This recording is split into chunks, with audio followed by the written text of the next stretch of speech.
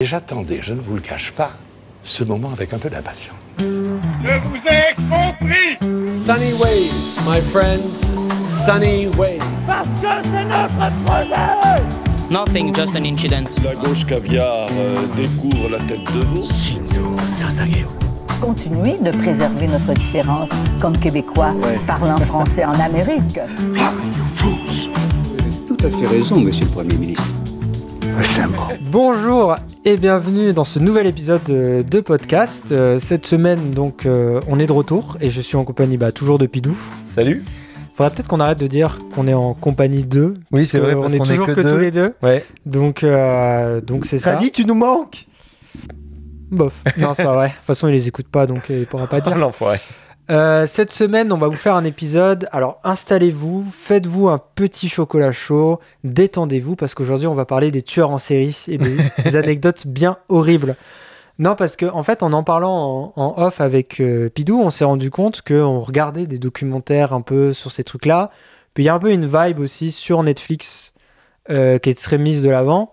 Je crois que la série la plus streamée, ou en tout cas dans le top 3, c'est Dahmer aussi. Ouais. Elle a tout cartonné, donc il y a un vrai engouement par rapport à ça. Et on s'est dit que ça serait marrant de juste... pas marrant, mais ça serait bien de en discuter, de parler un peu de ça, de juste voir. Il n'y a pas de... C'est intéressant. Ouais, il n'y a pas de fil, c'est juste parlons de ça. C'est nous, oui, parce que c'est vrai que toi c'est quelque chose que tu écoutes récemment ou c'est un truc...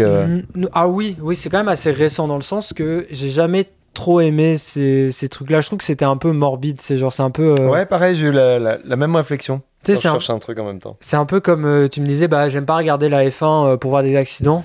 Tu vois, j'avais un peu l'impression de regarder l'espèce humaine pour voir des accidents. Donc, puis je sais pas, il y a un peu un truc de j'en ai pas besoin. Enfin, je sais pas, ça m'attirait sans plus. Et je pense que ce qui a été un peu un des petits déclics, ça a été Mindhunter. Donc c'est une série produite par je sais plus qui, et il y a eu que 2 saisons. On attend une 3e saison un jour ou l'autre. Et en fait, c'est sur la création de la police psychologique qui a été faite au FBI pour déceler en fait les tueurs en série. Ah d'accord. Parce que avant qu'ils agissent ou pour les comprendre pour essayer de comprendre comment ils en arrivent là. En fait, c'est que c'était un phénomène relativement nouveau. Des gens qui décidaient de tuer 27 fois, qui décidaient de tuer des filles blondes d'1m60 à coups de couteau 27 fois. Quand ça arrive 3 fois, tu fais bon, il y a peut-être un oui, c'est pattern. Les fameux patterns. Et donc, il a commencé à y avoir un peu ce truc-là. Et donc, ils ont créé une police spéciale, entre guillemets. Enfin, c'est des enquêteurs qui se sont spécialisés là-dedans, d'où le nom Mindhunter, les chasseurs d'esprits, mais l'esprit humain. Et ça suit un policier qui a déjà qui a déjà de l'expérience, etc. Et un jeune qui sort de, je sais pas, de la CIA ou je sais pas où, donc qui a un peu les trucs profils psychologiques. Et on croise des vrais tueurs en série. Et donc il y a notamment, enfin voilà, c'est des vraies histoires. Ouais, c'est des vraies histoires incarnées par des acteurs et tout. Et j'ai trouvé ça vraiment vraiment intéressant comme série, psychologiquement et tout. Et j'ai un peu bien aimé. Et avant ça, il y avait eu Dexter, mais Dexter c'était pas pareil. Ouais. Dexter c'est pas la même ambiance, c'est pas parce que c'est plus romantisé. Ouais, tu te soucies du personnage, puis c'est pas c'est un tueur en série, mais c'est un tueur en série avec tellement de règles déjà, donc tu fais bon. Mais en plus, ce qu'il y a dans l'actualité, ça a été justement le fait qu'ils ont reconnu. Enfin, il y aurait une femme qui aurait reconnu dans le Doups. Alors, je n'ai jamais su comment on prononçait d'ailleurs ce département. Oui, là, tu fais le lien. Le pourquoi Doups, on en parlait aussi en off, oui. Pourquoi on vous fait ce podcast également, c'est que donc... C'est que ça revient souvent dans l'actualité. On aurait eu Xavier Dupont de Ligonnès qui aurait été reconnu dans le Doups, près d'un monastère, pas un monastère, mais parce que c'est pour des sœurs. Ah, vas-y, on va partir. Qui sont des... il faudra on va parler de cette affaire de toute façon, parce qu'elle fascine vraiment les gens, et c'est l'homme le plus recherché de France. C'est normal que ça. Mais pour moi, c'est pas la plus fascinante, mais il faut qu'on en parle, mais... il aurait été reconnu près justement c'est une institution qui s'occupe des femmes qui sont en reconversion professionnelle après avoir fait de la prison. C'est fantastique s'il bosse dans un truc comme ça. Voilà. Et donc justement, alors on sait rien, donc apparemment il aurait été reconnu. Donc le procureur de la République aurait aurait demandé la prise d'échantillons, notamment de gobelets, pour voir si on a de l'ADN ou des choses comme ça qui peuvent nous permettre de retomber sur ces traces ou voir s'il a été là à un moment ou un autre. Donc c'est ça. Mais Alors, Xavier Dupont-Ligonnès, vas-y. pour la petite histoire, c'est un mec qui avait l'air apparemment normal, ancien militaire si je me trompe pas, qui bossait dans la vie, et qui de toute évidence avait l'air normal, vu de l'extérieur. Et un matin, il s'est levé, j'abuse, mais un jour il s'est levé, et il a décidé de tuer toute sa famille, donc je crois qu'il avait 2 enfants. 4 enfants. 4 enfants, super. Ses 4 enfants, sa femme, et de les couler dans sa terrasse. C'est-à-dire qu'il avait une terrasse en construction, et il les a mis dans le béton.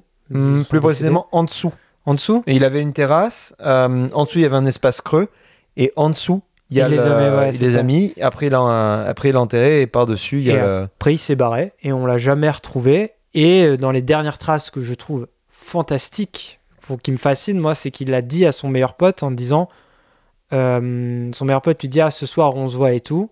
Et il a dit, oui, ce soir, méga teuf, on se voit. Alors, et il a disparu après. Plus précisément, non, alors, petite précision, non, pas exactement.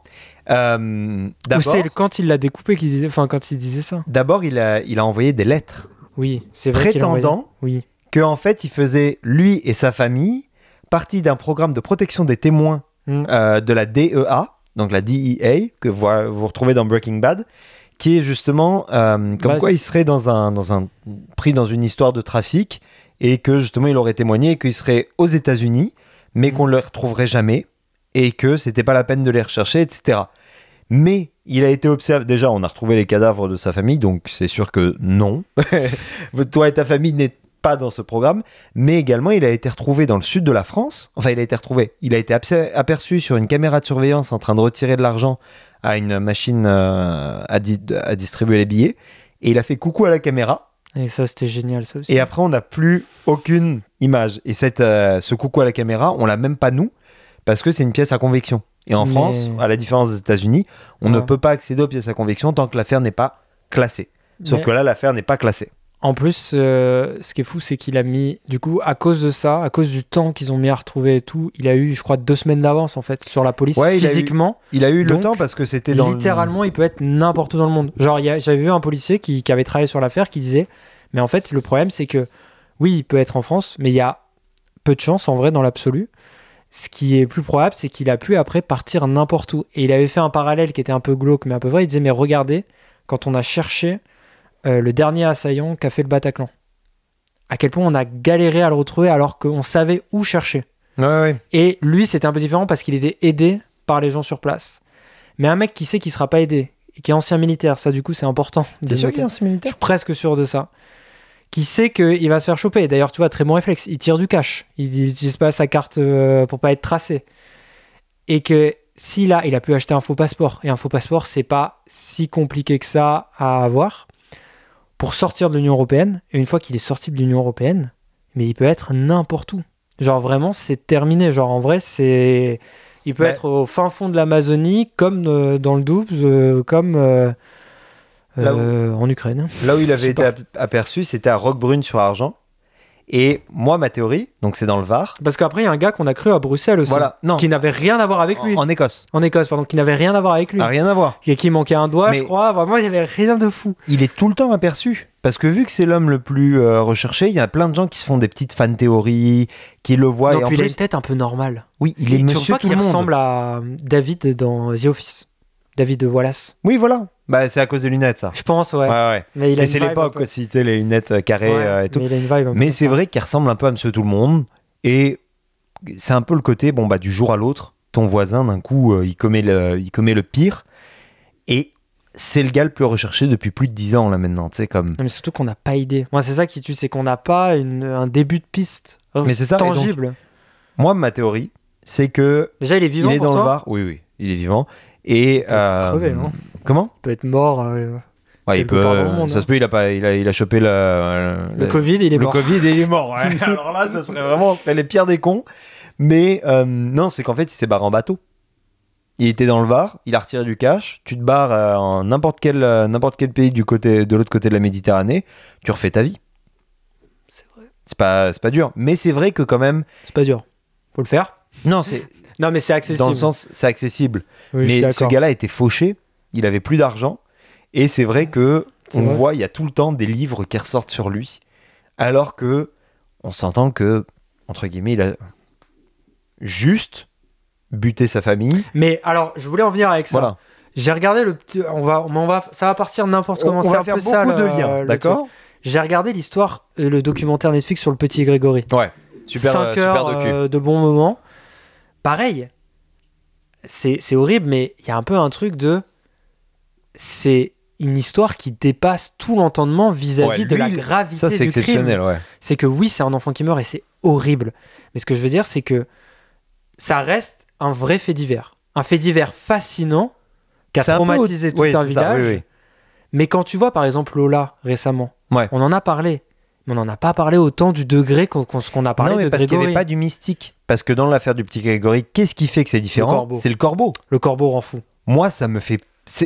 Pour moi, c'est le frère. Ça fait peur. Déjà, c'est qui pour toi? Alors, le petit Grégory, petit aparté, on va faire des résumés très vite.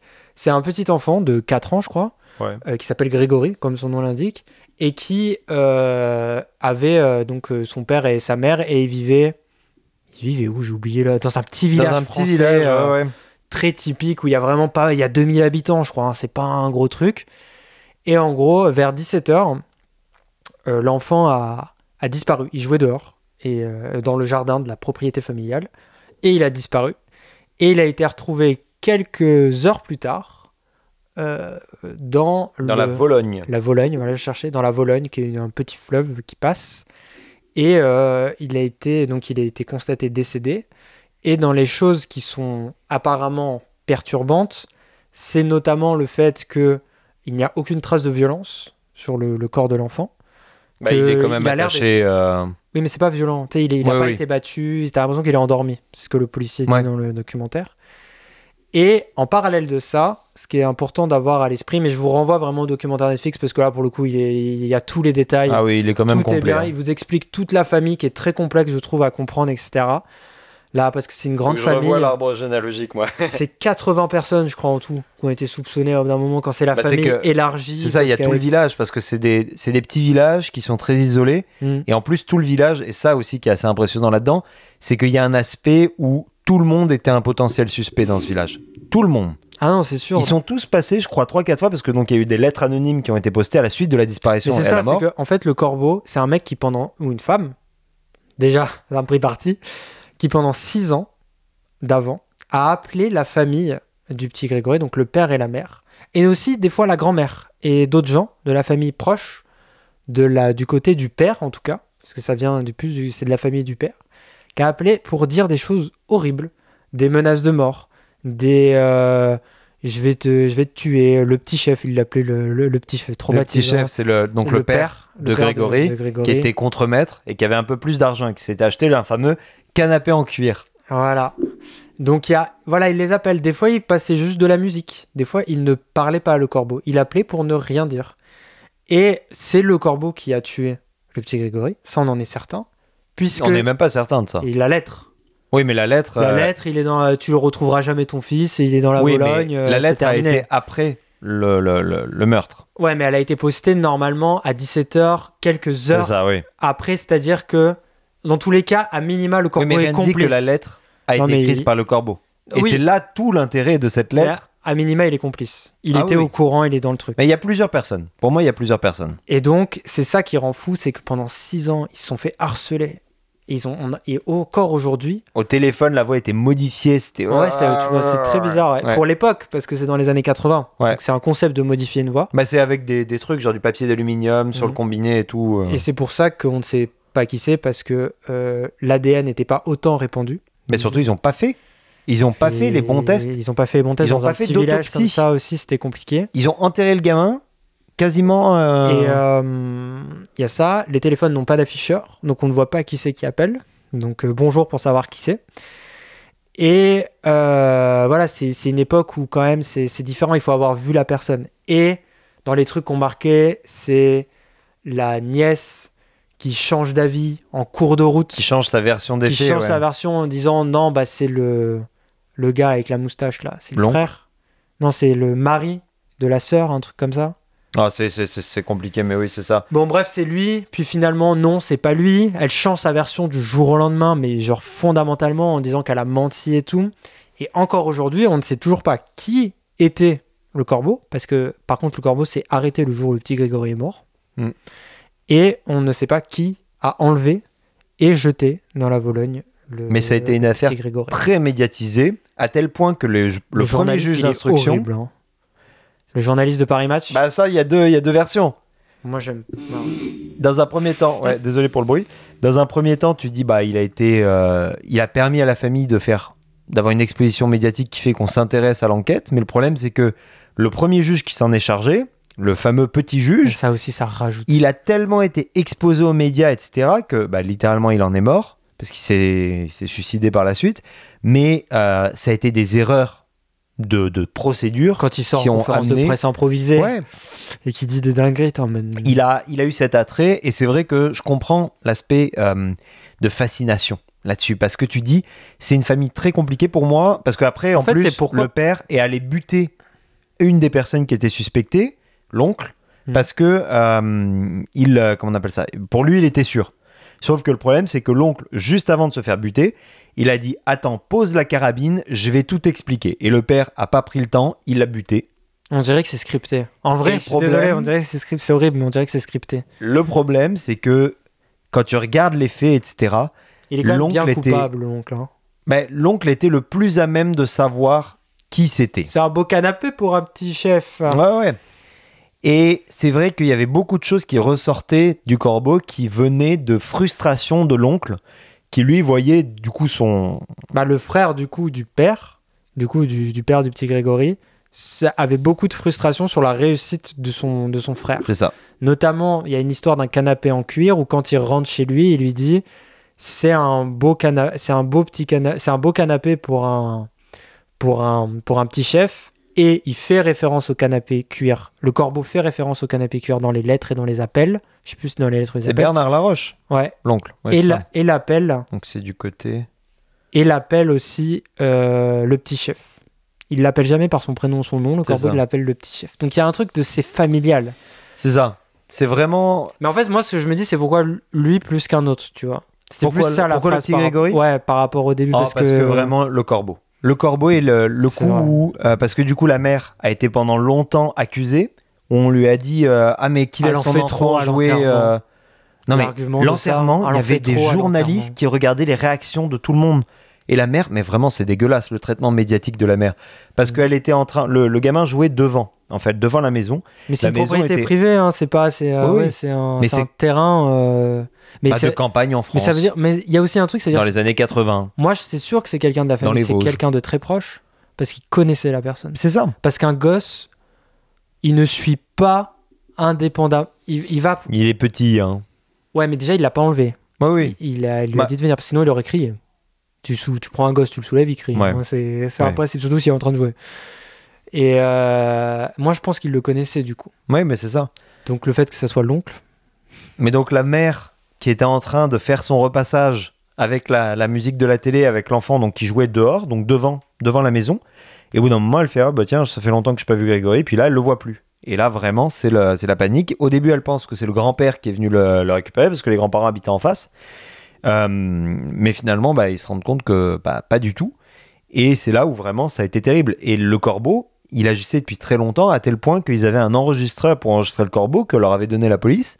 Parce que c'était du harcèlement, mais Non, mais quotidien. c'était tellement. Et le corbeau était tellement là, faut se dire, que le petit Grégory de 4 ans avait compris qu'il y avait quelqu'un qui harcelait ses parents. C'est Il fou, le ça. dit, Mm. il dit c'est encore. Je sais plus, il utilise un terme, c'est encore le monsieur qui vous a appelé, Mm. un truc comme ça. Il avait compris qu'il y avait quelqu'un qui faisait du mal à ses parents. Et donc, pour qu'un enfant se rende compte de comme ça à ce C'est point-là, ça. c'est que c'est pas. C'est très, très récurrent, quoi. Et cette fameuse lettre, donc, qui est écrite à la main, étant donné les moyens de l'époque, ce qu'on a fait, c'est qu'on a Ouais, fait c'est faire des dictées à tout le monde Ouais. pour avoir. Il y a des spécialistes, hein, c'est une vraie science, qui analysaient donc l'écriture de chaque personne pour se dire bon bah voilà laquelle est la personne la plus à même de faire ça. Et c'est une science qui est assez élaborée. Du coup, j'ai regardé un petit peu là-dessus parce que donc du coup, moi, c'est ma copine qui m'a pour faire un petit truc parce que tu n'as pas eu la C'est vrai que toi, tu politesse peux- de... Non, je rigole. Moi, c'est ma copine qui m'a initié à tout ça. Parce que comme toi, j'étais vraiment loin de tout ça. Et je me disais, bon, ça m'intéresse pas de ouf. Mais je suis passé au retour de Genève, près de la cour d'appel où a été jugé le Jean-Claude Roman. On y vient tout à l'heure parce que je vais absolument aborder cette affaire. Mais c'est là où vraiment j'ai trouvé un espèce d'intérêt là-dedans. Et le documentaire Netflix du petit Grégory a été ma première ouverture à tout ça. Où vraiment, en fait, cette affaire, je pense que ce qui fascine aussi, c'est tout le monde a sa propre petite théorie. Ouais, ça c'est vrai. Donc mais pour c'est toi, que ça serait surtout, qui ? ça a l'air. Mais en fait, moi aussi, il y a le truc, c'est que ça a l'air irréel. Ah ouais ? Ça a l'air de gens qui, t'as l'impression qu'ils ne vivent pas sur le même. C'est une série. Genre, je sais pas comment dire, c'est comme Dexter, comme on disait au début, ou ce genre de Mais truc. T'as pourquoi ? l'impression Qu'est-ce qui est exceptionnel ? Bah, déjà, le fait que pour nous, ça soit il y a longtemps. C'est figé dans un temps qu'on connaît plus. C'est plus nos Les années repères, 80, ouais. c'est plus le truc, c'est le fin fond de la France, c'est tu sais, ce temps-là, entre guillemets. C'est pour ça que ça en rajoute un coup à la fiction, tu vois, un peu. Ensuite, t'as quand même le truc de tout me paraît lunaire parce que nous, on juge tout en recul, tu vois. Bien sûr, oui. Déjà, d'où ils entrevuent. Enfin, le témoignage, le pilier, c'est une fille de 14 ans, quoi, qui l'amène. La nièce, là, C'est ça. Et il qui est innocent. elle est atteinte d'autisme, je crois, non ? Non, je crois juste que. Ah, je sais pas. Je crois, oui. En tout cas, à minima, les médias l'ont rendu fou allié. Donc ça. Muriel Boll. Non, ouais. Pour moi, en vrai de vrai, c'est soit la première version, et là, je vous encourage à faire le documentaire Netflix parce que pour le coup, on va mal le résumer. Soit c'est la première version de Muriel Boll. Ce qu'elle dit, qu'elle n'est pas allée à l'école. Mais même ce qui rend fou, c'est que même les villageois changent de version Bah, c'est ça, avec c'est les gens qui étaient dans le bus de l'école qui disent finalement Muriel elle était pas là, c'est son le truc Voilà. qui est venu la chercher, c'est son père son père qui est venu la chercher, finalement non. Ils ont changé d'avis, t'es en mode ça rend fou. Donc pour moi soit c'est cette version là qui est vraie parce que là Donc, tout qui ? y est. Donc c'est le moustachu là qui dort pas chez lui parce qu'il a peur. Il faut que tu donnes des noms, moi j'ai pas... Mais j'ai plus son nom. Ah bah. J'ai oublié. C'est le gars qui dort pas chez lui. C'est lui, là. Bernard. Oui, Bernard c'est Laroche. ouais, c'est soit Bernard Laroche pour Donc, moi, ouais, l'oncle. l'oncle, soit le frère directement, celui qui a les grosses lunettes. Jackie ? Ouais, soit Jackie. D'accord, parce que pour moi, c'est Bernard et ses parents. Et je pense que pour le coup, le corbeau, ce n'est pas une personne. Pour le coup, c'est plusieurs c'est personnes. plusieurs personnes, oui, oui. Ne serait-ce que dans la stratégie et trucs, mais que la personne qui est allée. Bah non, parce que le harcèlement, Bah c'est tiens. toujours aller trop loin.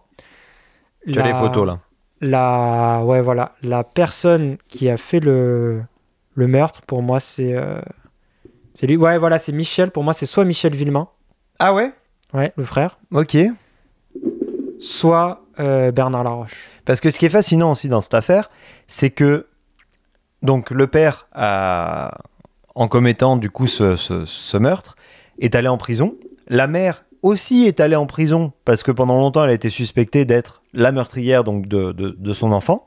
Ça, j'y Finalement- crois zéro, moi. Je sais pas comment ils ont su. J'y crois pas. Il Enfin, j'ai eu beaucoup du mal y a à eu tellement d'erreurs là-dedans. Mais en plus, ils ont même pas ouvert les entrailles du petit Grégory pour voir s'il avait été, comment on appelle ça, empoisonné. Ah oui, ça se trouve, il est pas mort étouffé. Oui, j'ai assumé qu'il avait été étouffé. Non, en fait, noyé. La Mais théorie de la noyade, oui, mais le problème, c'est que pourquoi noyer, il y a enfin, pas voilà. d'eau dans des on sait pas s'il y Non, avait de l'eau dans les poumons. Non, il est pas, comment on appelle ça, il est pas en suffocation. Tu sais, parce que quand tu Ah oui, tu meurs deviens noyé, bleu ouais, voilà. et tout, t'as des marques, oui, t'as des échysmoses, je sais pas comment on dit, les échysmoses. Échymose. Et en fait, la question, ça serait, est-ce que... non, elle est d'ailleurs, Muriel Boll est pas du tout autiste, elle est, comment on appelle ça, elle est, tu sais, l'insuline diabétique.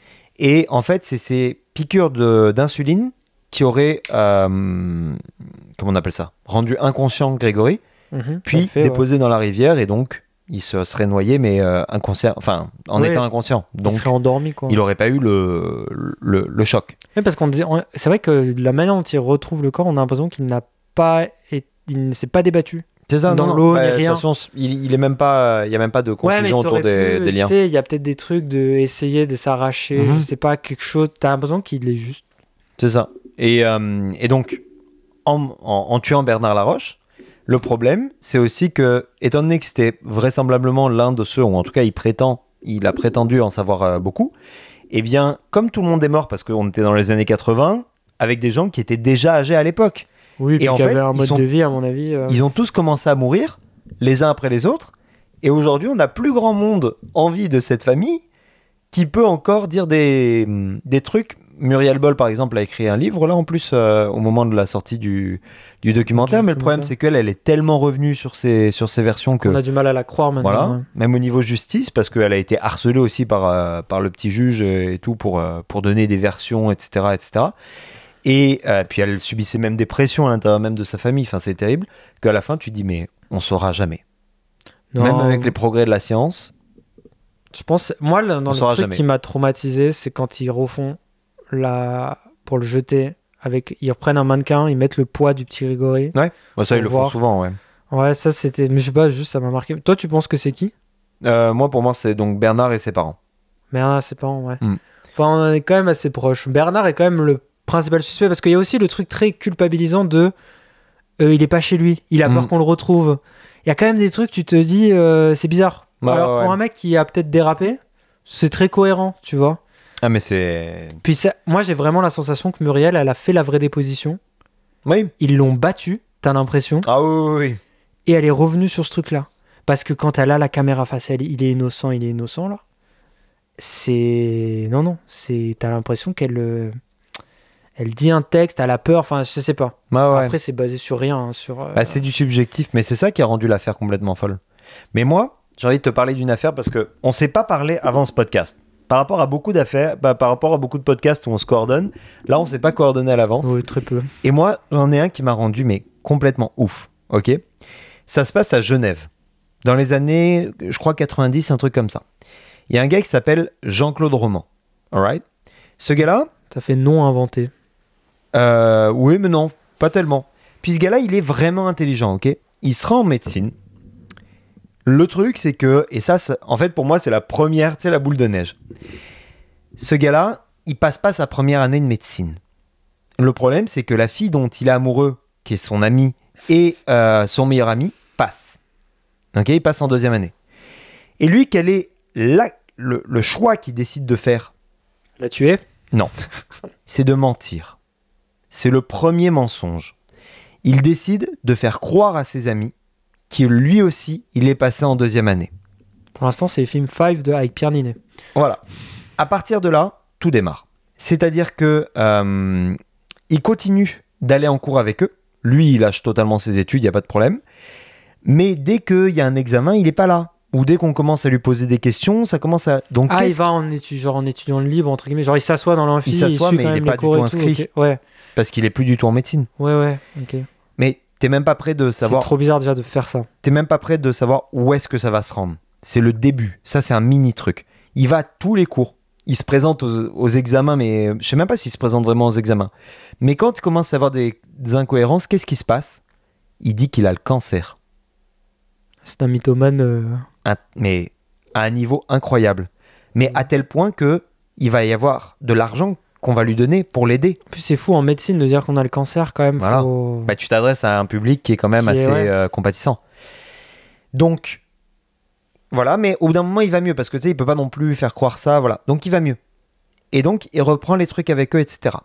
Ça se rend pendant des années, ça, d'accord? Mais je te parle d'années, genre, ses amis finissent par graduer médecin. Lui aussi, indirectement. Mais le système administratif a rien. Bah non, parce que lui, c'était un fantôme. Ouais. Mais il n'est pas du tout médecin. Il n'est pas du tout. Il y a aucun diplôme. Il n'y a aucun document à son nom. Sa fameuse amie dont il est amoureux. Il finit par pitié. Je te passe beaucoup de détails, hein, évidemment. Par pitié, à réussir à l'épouser carrément. Elle était totalement réticente. Je crois même qu'elle était plus ou moins avec son meilleur ami. Elle était plus intéressée par l'ami que par Jean-Claude, mais à force de culpabiliser, puis c'est un excellent mythomane, il réussit voilà. Il arrive à avoir 2 enfants avec elle, ok, et un chien. Ce gars-là, quel boulot il a eu à ton avis? Soit il nous a fait une attrape-moi si tu peux. Il est devenu en charge de la médecine de nuit comme dans le film. Ok. Non, il a peut-être fait un truc dans le paramédical du coup. Qui demande pas d'avoir un truc, mais qui est fait proche quand même, genre dentiste. Alors, officiellement... Bah non, dentiste, je suis con, faut pas du tout... Non, c'est impossible de faire dentiste. Qu'est-ce qu'il a fait? Attends. Officiellement, auprès de tout le monde, c'était un médecin à l'OMS. À Genève. C'est pas con. Il était à l'OMS, il était employé. Mais oui, mais parce que si t'as personne qui bosse là-dedans, tu bosses dans la médecine, mais c'est vrai que de dire... C'est comme dire je suis médecin pour Médecins sans frontières. Voilà. Tu dis bah là, je pars au Yémen, juste tu restes 2 semaines chez toi. Et c'est bon. Ouais, je vois le genre de. Ouais. C'est pas con en vrai. Ouais. Et qu'est-ce qu'il faisait pour faire en sorte de keep up? Eh ben, il allait dans les kiosques ou en bas de l'OMS ou aux marchands de journaux. Il achetait toutes les revues médicales, mais comme le gars avait fait médecine, de toute évidence, Oui, il et avait qu'il quand même des était repères, particulièrement intelligent, en lisant toutes les revues, en lisant toutes les ressources que finalement, même les professionnels lisaient, il arrivait à keep up avec son ami qui était aussi médecin, son meilleur ami, et sa femme qui, elle, je crois, a arrêté de travailler pour s'occuper des enfants. Et donc, son histoire était crédible. Et quand ils avaient un ami, je crois, cardiologue, le cardiologue était en mode, parce qu'après, au procès, évidemment, tout le monde a témoigné, et il était en mode, mais moi, j'étais persuadé qu'il était un excellent médecin. Ce gars-là a même eu... Donc, en fait, qu'est-ce qu'il faisait de toutes ces journées pendant qu'il disait ça? Il était, et pendant 25 ans, dans une station-service, avec un club sandwich, à lire toutes ses revues. Tous les jours. Tu imagines pendant l'employé 25 ans.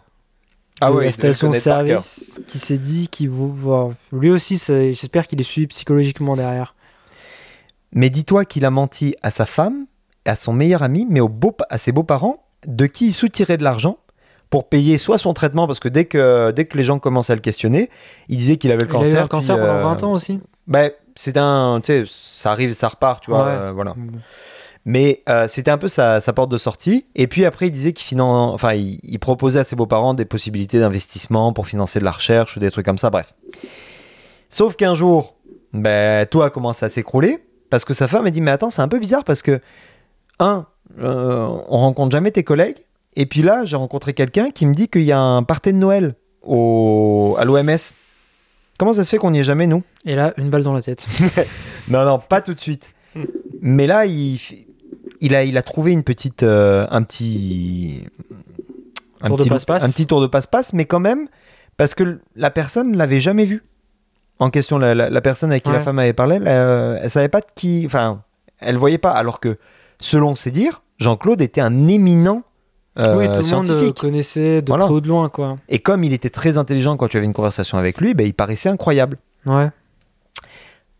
On continue avec... Donc là, vraiment, je vous skip parce qu'il nous reste... On n'a pas non plus 2 heures. Moi, ma copine, elle m'a raconté toute l'histoire. On est parti ça, y a pas de documentaire. De Genève jusqu'en Auvergne. Alors, il y a un livre que je recommande qui s'appelle L'Adversaire de Emmanuel Carrère.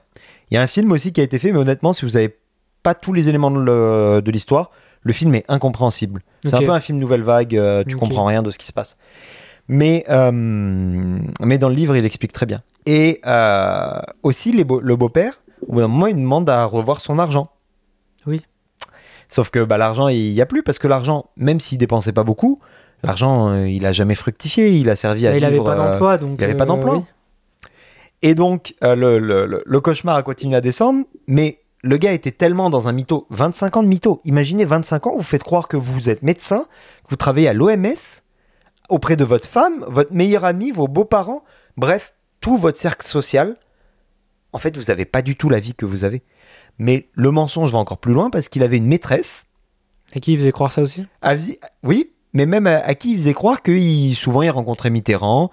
Et au bout d'un moment, la maîtresse a dit, mais attends, mais tu me parles de Mitterrand toutes les 5 secondes, ou du ministre de la Santé de l'époque. Moi, je veux manger avec eux. Moi, il y a un moment, j'ai envie de... Voilà. Il va tous les tuer. Voilà. Et au bout d'un moment, il l'a amené en voiture, la maîtresse. Puis là, elle fait, mais attends, comment ça se fait qu'on passe par des bois un peu bizarres et tout machin ? Il s'arrête, il essaye de la buter, je sais plus, en l'étranglant ou quoi. Elle a réussi à s'échapper. Elle a couru dans les bois. Là, c'est terminé pour lui. Je crois, alors... Ma copine va me défoncer si jamais j'ai pas exactement cette affaire. Juste, mais c'est ça, c'est terminé. C'est le début de la fin. Là, les mensonges le rattrapent. Je sais pas dans quel ordre c'est le party de Noël, le beau-père et le truc, mais c'est grosso modo dans la même période. Qu'est-ce qu'il va décider de faire ? Il va décider d'empoisonner ses enfants pour qu'ils dorment. Paf ! Il achète une carabine avec silencieux. Il tue ses 2 enfants, son chien. Il part chez les parents. Je crois qu'il a buté ses parents. Ouais, je crois qu'il est allé chez ses parents. Il les a butés. C'était sur le canapé. Paf, paf. Par derrière avec la carabine silencieux. Il bute sa femme dans le sommeil, pareil, dans le lit. Hein. On est démonétisé. Et après ça, il a cramé sa baraque avec lui à l'intérieur en faisant en fait une fausse tentative de suicide. C'est ce qui a été révélé au procès. C'est qu'en fait, la manière dont il s'est employé pour brûler la baraque, bah, ça pouvait pas mener à sa propre mort, en fait. Mais il est toujours vivant ? Ouais, il est toujours... Et donc, il a été chopé par la police, qui a très vite vu que, bon, bah, c'était pas du tout un accident, quoi. Il y avait toutes les preuves, etc. Et son meilleur ami a survécu à tout ça. Ce gars-là, il a pas pu croire. Parce que, donc, la femme qui est morte, bah, c'était un peu sa meilleure amie, dans le sens que, bah, non, mais même je crois c'est des gens que qu'ils t'as étaient connus prêts. toute ta vie, quoi. Mais c'est ça, ils étaient très proches, hein, ils se voyaient tout le temps, etc. C'est terrible. Et il y a le mensonge, ils se connaissaient à peu près depuis autant de temps que... Enfin, Ouais, le début de nos connaissances, études. imagine, dans 25 ans. Mais si ça se trouve, tout est faux. Hein. C'est Moi, ça. je n'ai pas de mes diplômes. Tu les as jamais vus, d'ailleurs ? Ou moi, je suis pas au stage où je suis actuellement, ou des trucs On n'a comme ça. jamais eu de cours ensemble en plus. Pour Voilà. trop faire croire ça. Et d'un jour à l'autre, tout s'est arrêté, et tu te rends compte que ton meilleur ami est un énorme monstre. Un énorme Je bosse monstre. pas là où je bosse. En fait, je me rends compte que en vrai, c'est possible. C'est possible, mais En fait, quelqu'un qui arrive pendant 25 ans à faire croire... Non, ça non. Mais j'arriverais. En fait, je me rends compte que je pourrais te faire croire à toi ça. Ah oui, c'est possible. Parce que comme on n'a pas eu de cours ensemble, en fait, je me rends compte dans les détails, tu vois, et on n'a pas eu de cours ensemble. Parce qu'on avait 1 an d'écart. Enfin, même on aurait pu, mais on n'avait pas forcément les mêmes trucs. Je peux juste traîner à l'université, en fait. Ouais. Genre, juste traîner à l'université. Après, tu m'as déjà vu sur mon lieu de travail, en fait. Oui. Quoi qu'on est allé manger ensemble, donc j'aurais pu juste être là, au C'est bon ça. moment, au bon endroit. Tout est faux. Et il suffit aussi d'une confiance, d'une routine. Ah oui, non, après, il faut être fou allié, ça Voilà. je comprends. Mais... Dans le sens que, bon, bah, tu sais, comme tu me dis que t'es là-bas, on se parle vite fait du boulot, je vois que, tu sais, j'ai pas de doute sur l'histoire, et voilà. Mais moi, je suis fasciné.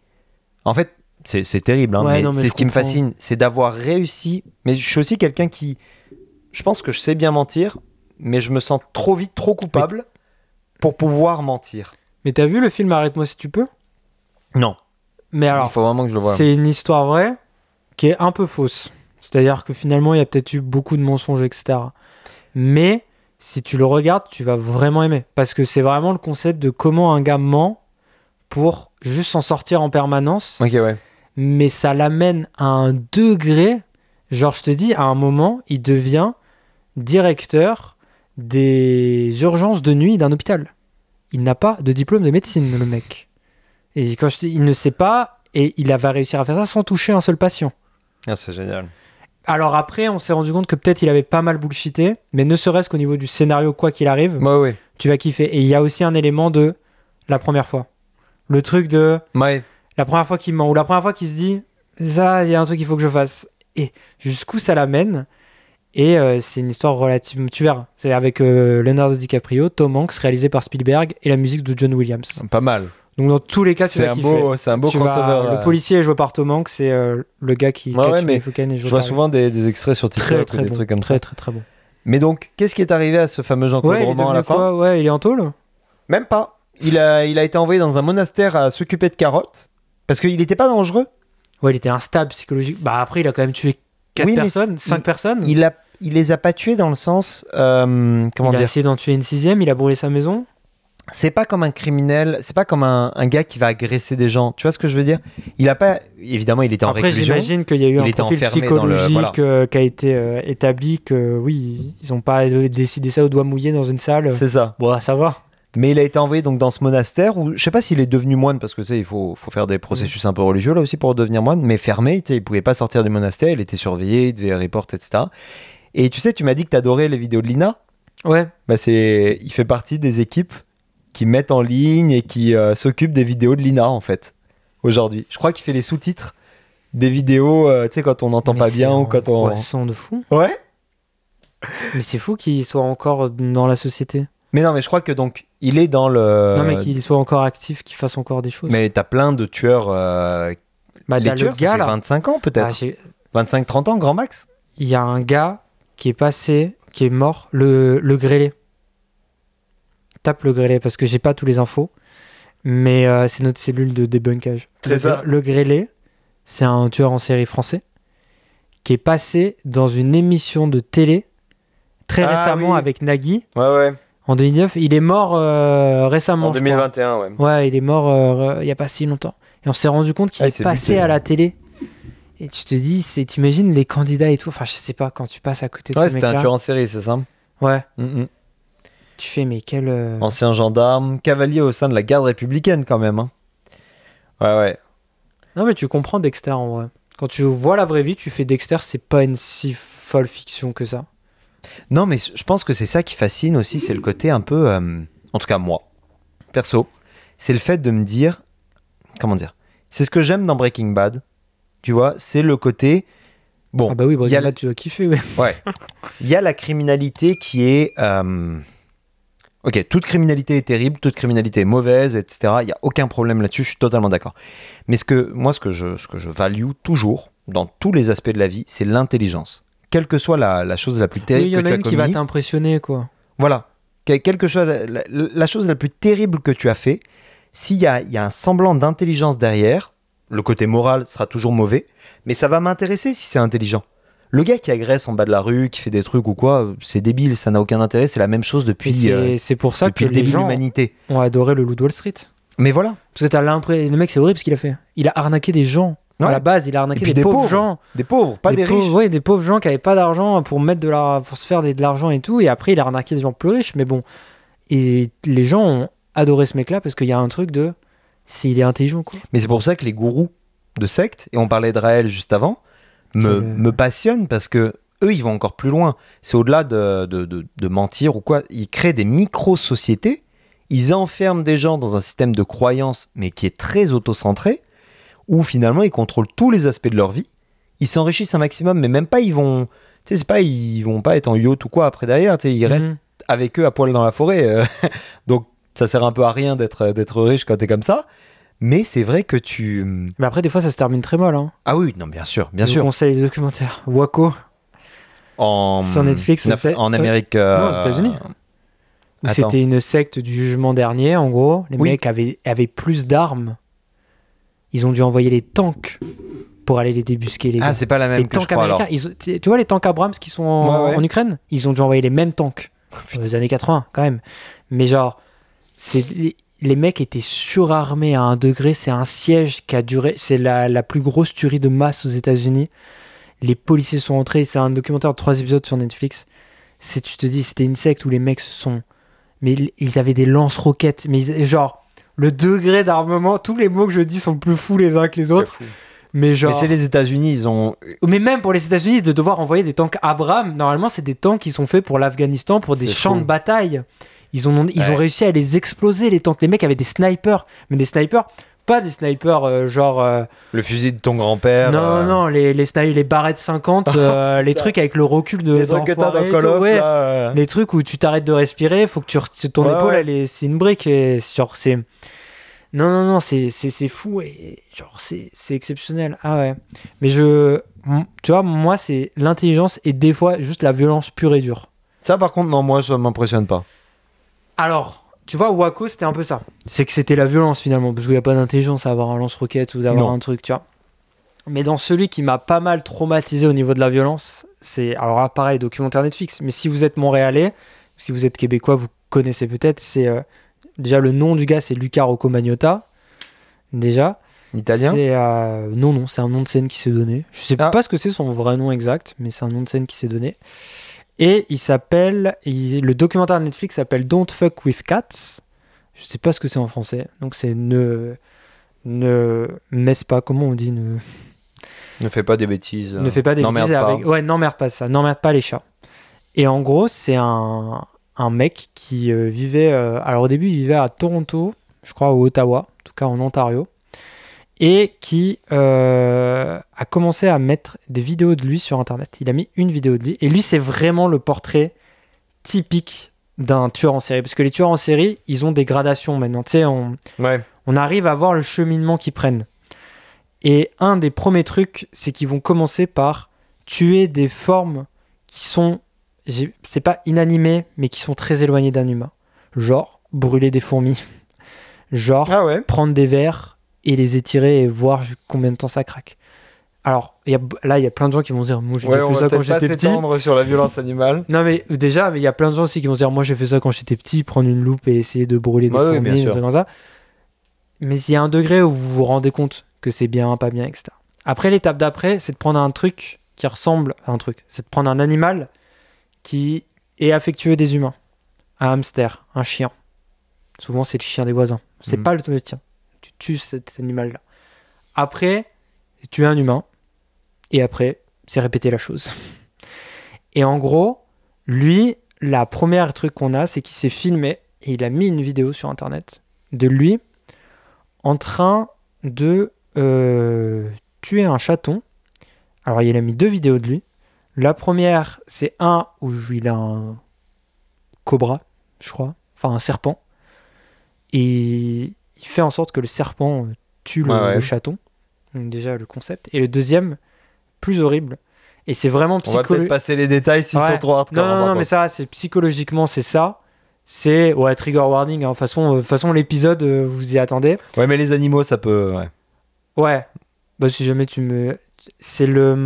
Il a pris un chaton, il l'a mis dans un sac comment ça s'appelle, un sac d'aspirateur, et il a aspiré l'air. Et en fait, ça, c'est un truc Pourquoi ils vont tuer des animaux ? Parce qu'ils veulent voir, entre guillemets, la vie, enlever la vie de quelque chose. Et il a mis ces vidéos-là sur Internet. Déjà, moi, ça commence beaucoup plus dur que toi. Ouais, moi, elle On est était tout de plus suite fun, dans le tas. mon histoire, hein, les gars. Sauf que... Votez pour l'histoire la plus fun dans les commentaires. C'est ça. Sauf que, il met ça sur Internet.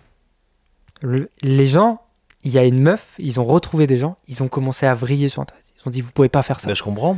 Et tu sais, en France, il y avait eu un Ne gars... serait-ce que la loi. Non, mais il y avait eu un gars qui avait pris des chats, qui les avait jetés contre le mur. Et, Oui, il y avait sur une Internet, il y a énorme- souvent ce genre il y avait une énorme mouvement contre ce mec-là et tout. À juste titre, hein, bien sûr, tu vois, tous ces trucs-là. Mais donc, les gens, ils se sont dit, non, et on va pas laisser passer ça. Ils ont créé des groupes Facebook pour essayer de retrouver le gars. Ils ont analysé toutes les vidéos. Mais genre, les t-shirts, les trucs et tout. Il a mis 3-4 vidéos, il en a pas mis tant que ça. Et toujours dans des trucs où toi, à l'œil humain, tu ne vois rien.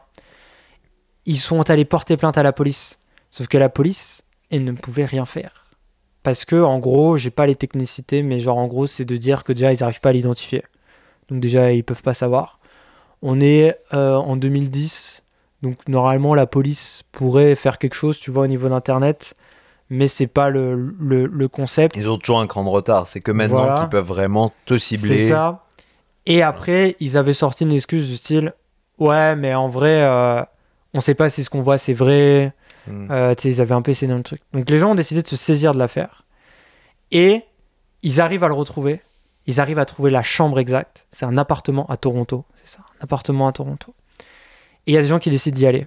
Sauf que quand ils y sont, il n'y a personne. Il est parti. Parce qu'il a senti l'étau qui se resserrait. Et c'est là où pour toi, ça va devenir intéressant. Et c'est là pour tous les gens qui sont à Montréal, ça va devenir intéressant. Il est parti à Montréal.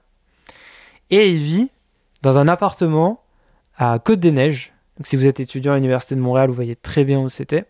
Sur Descaries, à côté de la station Villa Maria. Donc il vit dans un vieil appartement qui, je crois, aujourd'hui est reloué, proprement parlé. Et il se dit... Reloué. Ouais. Et en gros, parce qu'il a fallu un temps avant de le louer et tout. Et maintenant, il est loué, je crois. Mais c'est légalement, t'es obligé de savoir que tu vis dans cet appartement. Ah ouais ? Ouais. Ah, je savais pas. Et en gros... Bon à savoir, comme ça vous savez que vous n'êtes pas dans des appartements de gens violents. Je crois qu'il y a un laps de temps, mais t'es obligé de dire quand il y a eu un meurtre. Mais il y a un laps de temps au bout duquel t'es plus obligé de le dire. Mais c'est très long. C'est très très long. Et en parallèle de ça, il fait du mannequinat / porno gay. D'où son nom, Luca Rocco Magnotta. Pour essayer de gagner sa vie. Ok, c'est son nom de scène. Ouais. Il essaye de faire ce genre de truc et tout. Et un jour, fast track, un jour, il décide de mettre une annonce sur Craigslist. Donc nous, c'est un truc qu'on connaît pas. C'est genre comme Kijiji ou comme Le Bon Coin. Mais donc les gens perdent sa trace. Ouais, les gens finissent par perdre sa trace. Ouais, parce qu'il arrête. Toronto. Il met plus de rien sur Internet. Il met plus de trucs. Donc les gens oublient un peu. Ouais, bah ça tombe un peu en désuet. Ils arrivent pas à le retrouver, etc. Et donc voilà. Et donc un jour, il met une annonce sur Craigslist pour dire que il cherche un gars pour faire une séance photo et faire des trucs comme ça. Et l'annonce, elle est relativement legit. Donc voilà. Il y a un gars qui se pointe. Alors à tort, on a cru que c'était son coloc, mais il avait jamais toucher à son coloc, il avait pas de coloc. Il y a un gars qui se pointe, et en gros, pour la faire simple, il va lui faire boire de l'alcool, dans lequel il y a un produit, il va lui faire perdre connaissance, et il va le découper, littéralement en morceaux, avec des outils vraiment bas de gamme, hein. Vraiment des trucs, et je vous passe... Alors là, pour le coup, il faut avoir l'estomac un peu accroché pour le documentaire Netflix, parce que là, il raconte tout en détail, les outils utilisés et tout. Et c'est la policière qui raconte ça. La policière fond en larmes, tu fonds avec elle en larmes, parce que voilà, c'est terrible. Policière du SPVM, du coup, j'imagine. Non, parce que là, c'est le FBI... Enfin, c'est la police fédérale, ouais, c'est la GRC, je crois, qui s'est saisie de l'affaire, parce que là, ça dépasse. Ouais. Parce que ce qu'il a fait, c'est qu'il a pris des morceaux et qu'il les a envoyés, il les a dispatchés. Et il a envoyé un pied au Premier ministre de l'époque, Stephen Harper. Ça, oui, là, tu vois, il me connaît bien parce qu'il voit pourquoi ça m'intéresse, là. Et le fun fact, qui est très personnel, mais j'adore le raconter, c'est que dans le documentaire Netflix, si jamais on devient très célèbre, vous pourrez faire des pèlerinages. Le fameux pied qu'il a envoyé à Stephen Harper, il l'a envoyé depuis un Jean Coutu dans Côte-des-Neiges, et moi, j'ai habité juste au-dessus, l'appartement juste au-dessus de ce Jean Coutu-là. C'est en quelle année que ça s'est passé ? Ça, c'était 2012, je crois. Ok, donc ça va. Ouais, tu n'aurais pas pu le croiser en bas de chez toi. Non, j'habitais pas encore là-bas. Mais c'est très bizarre, vous regardez un documentaire Netflix sur un mec qui a découpé des gens, et vous voyez votre fenêtre d'appartement. Ouais, c'est ouf, hein. Bah, c'est fou. Et en plus, ils font un gros close-up dessus. Parce que le gars, il dit, ouais, tu vois, c'est là qu'il a envoyé le truc. Et même, c'est bizarre de voir son quartier, de voir... Bah, c'est ça. Toi, t'es venu plusieurs fois, on voit le McDo, on voit la station de métro, on voit le IW, on voit tout, tu vois. Je suis en mode, qu'est-ce que c'est ? Et donc, il a envoyé plusieurs trucs. Et en gros, un matin, il y a un gars qui sort ses poubelles et qui voit une valise qui, genre... Et elle est une valise genre qui est humide, qui est genre imbibée d'un truc, et il se dit c'est bizarre. Et c'est un peu le truc mystique de pourquoi t'es attiré par ce genre de choses, tu vois. Et il y va, il l'ouvre, et là il y a un des morceaux humains de ce gars-là.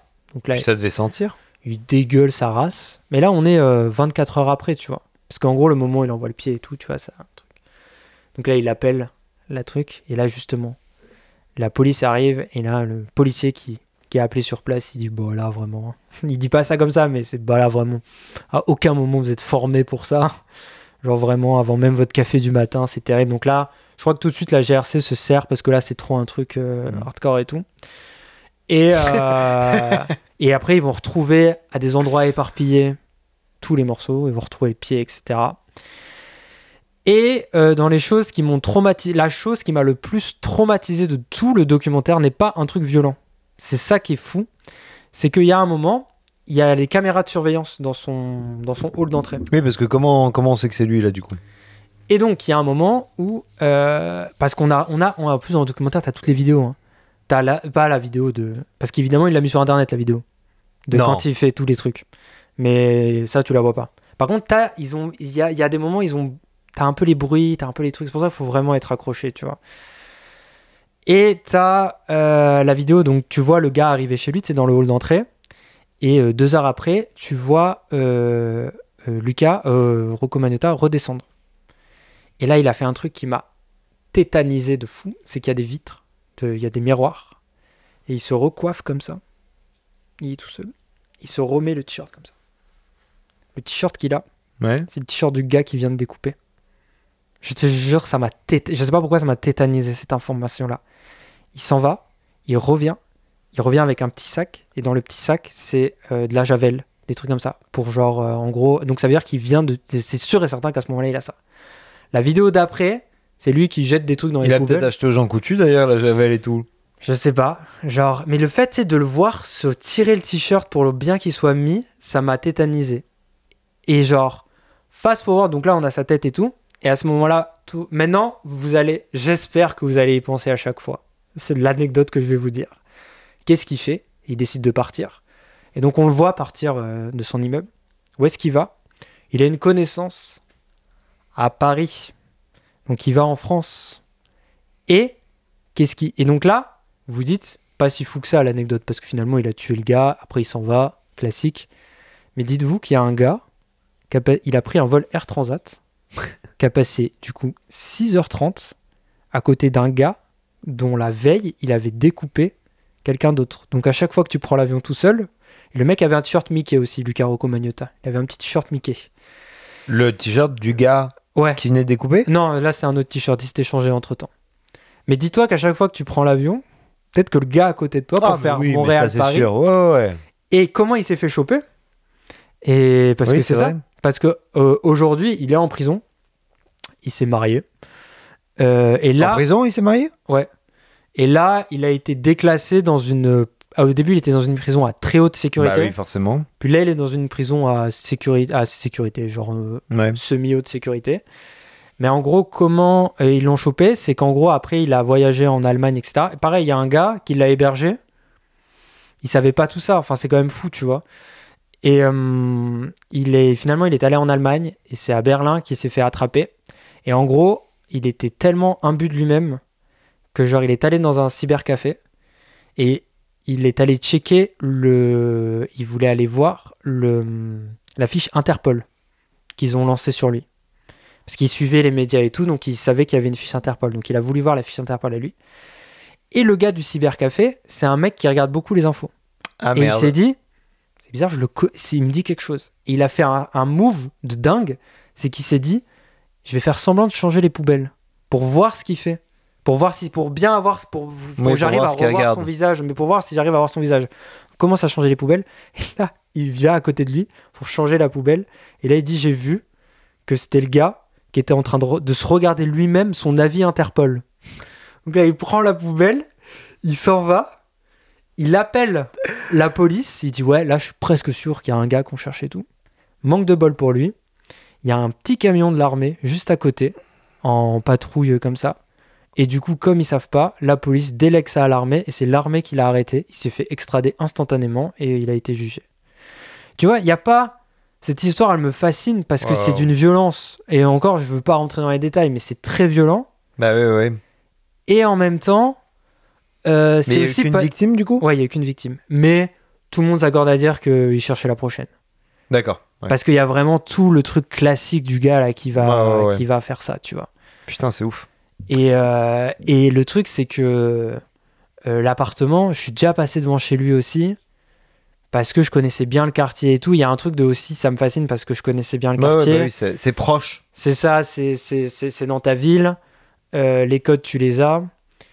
Et c'est fou, quoi. Et tu te dis que le mec, si la police s'était chargée, ils auraient pu peut-être faire quelque chose avant avec le chat aussi. Il y a un peu ça, il y a beaucoup de... on l'a vu venir. Parce que si, quand il tue les petits chatons, il met la musique de Blue Monday.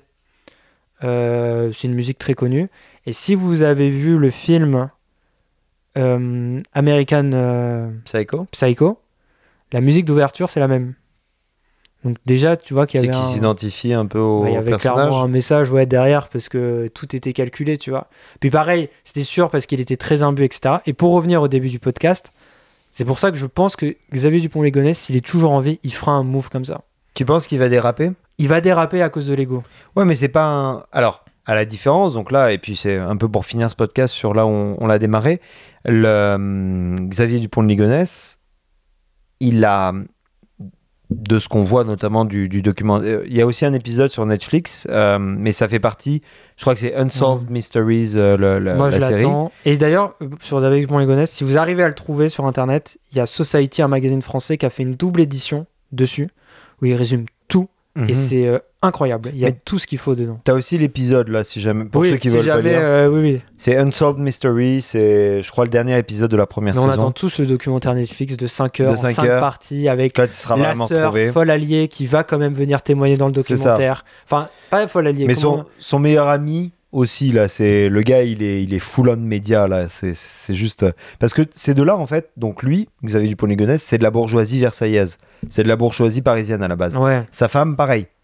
Et le truc, c'est que sa mère et sa sœur sont dans une espèce de secte un petit peu étrange. Mais c'est que c'est des gens que tu prédestines pas à des destins comme ça. Non, mais c'est que lui, en fait, pote, là, c'est... que Xavier Dupont-Ligonnès, mon etc. pote.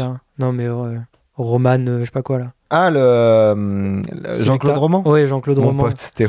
Non, mais tu vois, c'est vrai que c'est des gens que tu destines pas à un destin Non, comme c'est ça. c'est pas des gens qui ont été Là où- conditionnés dans des mondes. Ou dans des Luca trucs Rocco extrêmes. Magnotta, le mec a été élevé par sa mère, qu'il aimait pas vraiment. Tu sais, genre, Voilà. c'est vrai que je te dis des fois, la violence aussi, ça peut me fasciner, mais c'est rare Mais c'est ça. qu'il y ait des cocktails réunis. Mais c'est vrai que la petite bourgeoisie versaillaise, tu t'imagines pas qu'il va mettre sa famille sous sa terrasse, quoi. Mais ça, c'est pour ça que, entre guillemets, je dis pas que c'est des gens bien, mais dans le sens, c'est pas des profils violents. Parce Oui. qu'en fait, dans les deux cas, c'est les mensonges qui les ont rattrapés. Xavier Dupont de Ligonnès, en gros, il a perdu toute sa fortune dans des mauvaises affaires. Il a mal géré. Il avait fait des prêts, il était endetté auprès de personnes, auprès de banques, enfin bref. Et je crois que c'est Il ça qui était nous prêt fascine, en fait. On a à trouvé tout la perdre. réponse, ouais. C'est la normalité des gens qui C'est devient. ça. Tu devrais regarder les films, pareil, si vous aimez ça, les films des frères Cohen. Ouais. Tous les postulats, c'est comment des gens qui veulent faire soit des petites arnaques, soit des petits trucs. Je te conseille le film Fargo. Ouais. Pas la série, le film. Mais la série aussi est super populaire. La série, c'est la même vibe aussi. D'ailleurs, mais commence par le film aussi. C'est genre. C'est exactement ça. Ouais. En fait, c'est que ça pourrait être ton voisin. Je crois que c'est vraiment ça qui nous intéresse. Mais c'est ça qui est fou, c'est que Enfin, qui nous... ils font pas ça par. C'est pas la pauvreté qui les amène là-dedans. C'est pas la misère, c'est pas tout ça. C'est les événements de la vie et un sérieux trouble psychologique, parce que ça, on a tendance à l'oublier, qui les a amenés en fait vers ce chemin. Voilà. Et Xavier, c'est ça. C'est que Xavier, il était sur le point de tout perdre. Tout. Sa maison, etc. Puis tout le confort que, évidemment, avec sa femme et ses enfants, il avait. Et il n'en avait pas parlé à sa femme de tout ça. Et donc, bon, bah, un jour c'est arrivé. Puis là, ça a été une course contre la montre. Parce qu'après, c'est une course contre la montre. Il a écrit les lettres faisant croire qu'il était dans un programme de la CIA. Dans les lettres, il dit « C'est le dernier contact que j'aurai avec vous ». Il l'envoie à ses proches qui sont pas décédés, eux, etc. Et donc, il y a un côté où tu dis voilà, et le gars après a observé, donc ça se passe à Nantes, Xavier Dupont de Ligonnès, et il a observé dans le Var quelques jours plus tard, justement à faire coucou à la caméra comme dernier signe de lui, tu vois. Et là tu dis putain, mais tu sais, il y a un procédé après. Il n'y a pas juste le bon bah tout s'est écroulé, j'ai tué tout le monde, c'est fini. Jean-Claude Roman, il met en scène son propre suicide, tu vois. Mais le temps que les pompiers arrivent, c'est le temps pour lui de survivre. Donc ça va aller, tu vois. Lui, il s'échappe et on le retrouve jamais. C'est fou. Non, mais c'est vrai que c'est fascinant. Ouais. En fait, c'est ça, ouais. C'est vraiment la normalité qui se transvase dans une violence. Et tu te dis, ouais, ça pourrait être ton voisin. Ou même, je pense, c'est un peu pas sain, mais c'est vrai que tu te dis, mais pas ça aurait pu être moi, mais il y a un peu un truc de comment.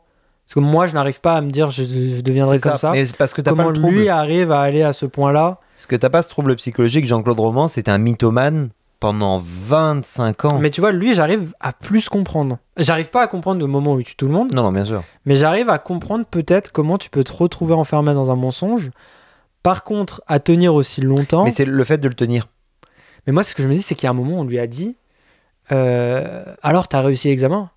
Et là, il avait le choix entre dire oui et non. Ah oui, il y a eu oui. un moment clé. Il a juste dit oui et tout a basculé. Ça, j'avoue, c'est fascinant. Vraiment, lis le livre ces d'Emmanuel moments-là, Carrère. On les a tous en tête. Des moments où on a un peu menti, où on s'est un peu mis dans la merde alors qu'on aurait pu éviter en disant juste tout de suite la vérité. Ou le moment où on a pris le shot de trop, je sais pas, tu sais, genre des trucs comme ça où tu te dis c'est juste un petit acte comme ça qui m'a mis dans une merde monstre ou dans le mal pas possible. En vrai, j'aurais juste pu dire non. C'est ça. Mais la différence, c'est que vu que toi, t'as pas le deuxième trouble psychologique derrière, tu vas pas le tenir pendant 25 ans. Non. Tu vas pas faire des trucs après. Enfin, tu vois ce que je veux dire. Lui, il a été prétendre qu'il était à l'OMS, que c'était un éminent scientifique, qu'il avait une maîtresse. Déjà, rien que le fait d'avoir une maîtresse de base, la plupart de l'histoire s'arrête là. Il y a des gens qui arrivent juste pas.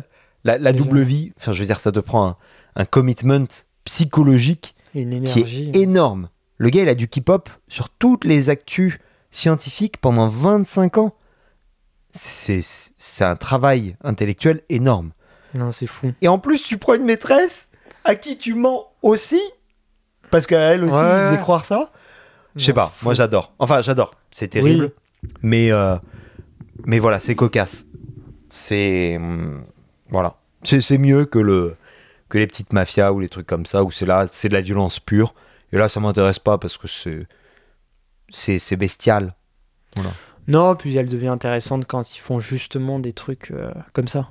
Bah oui. qui se rapprochent comme ça de la fraude, ce truc-là, etc. Non, mais il y en a plein, puis sûrement qu'on pourra faire d'autres épisodes sur ce genre de thématique-là, dans le sens si on en a d'autres. Moi, je sais qu'il y a d'autres documentaires. Bah, je voulais voir, je les ai pas vus là, mais celui sur Marc Dutroux, que je connais pas du tout. Non, moi non Mais plus. c'est un nom qu'on connaît beaucoup, tu vois. Mm. Parce que voilà. Je sais plus, il y en avait un autre aussi que je voulais voir. Puis même sur les sectes aussi. Il faudrait qu'on en fasse un spécial dédié sectes parce que il y en a quand même des pas mal. Et elles sont quand même très. C'est un peu dans la même vibe. Mais les sectes, je comprends plus facilement parce que tu finis par vivre dans une société. Tu l'as dit tout à l'heure, tu sais, mais micro-société, donc tu finis par être toujours dans la même truc. Mais oui. Après, le postulat de départ pour accrocher, t'es notamment, si tu prends Raël, je suis un peu en mode... J'ai un peu du mal. C'est un peu cheap, sa cérémonie. Va falloir qu'on fasse un épisode là-dessus. Sa cérémonie, elle est un peu cheapos en plus, moi, je trouve. Non, mais t'en as plein. Puis t'en as encore maintenant, donc... Oui. C'est ça qui est fascinant. T'en as, oui, ben... Il y en a beaucoup. Puis ça posera la question. Mais vous savez quoi, on vous fera un épisode là-dessus, mais t'as toute la question, après, à quel point c'est une secte et pas une micro-religion. Ah oui, bah oui. En vrai, et jusqu'où les grandes religions qu'on a aujourd'hui, elles n'ont pas démarré comme ça. Et elles ont pris le pas. C'est ça. Ou en tout cas, même si vous êtes religieux et vous y croyez vraiment, jusqu'où des gens l'ont pas instrumentalisé pour construire l'aspect de la religion qu'on connaît pour de vrai. Tu vois ? Qu'est-ce qui te différencie de la secte ? Bah, je pense déjà principalement c'est les valeurs aussi. Mais c'est vrai que dans la chrétienté, par exemple... Au début, c'était une secte juive. Hein. Celle que je connais le plus, t'as la sensation de doom.